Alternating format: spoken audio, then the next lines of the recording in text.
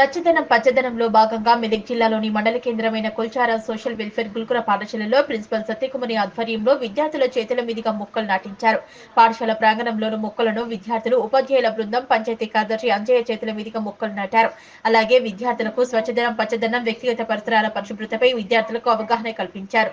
Principal Satyakumari, panchayat కార్యదర్శి అంజయ్యలు మాట్లాడుతూ స్వచ్ఛదనం పచ్చదనం ప్రతి ఒక్కరూ వ్యక్తిగత పరిసరాల పరిశుభ్రతను పాటించాలన్నారు.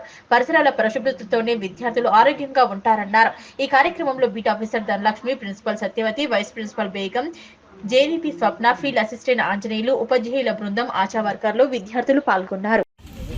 పరిశుభ్రత గురించి ఇంటర్ అవగాహన కల్పించడం మరియు చెట్లు నాటడం మరియు వాటర్ ట్యాంక్ క్లీనింగ్ చేయడం ఇవన్నీ కార్యక్రమాలు చేపడుతున్నాం. ఈ పని రోజు ఉండేదే అయినా స్పెషల్గా ఈరోజు 5/8/2024 నుంచి 9/8/2024 వరకు 5 రోజుల కార్యక్రమం ఉంది కాబట్టి స్పెషల్ టైం చేపడుతున్నాము.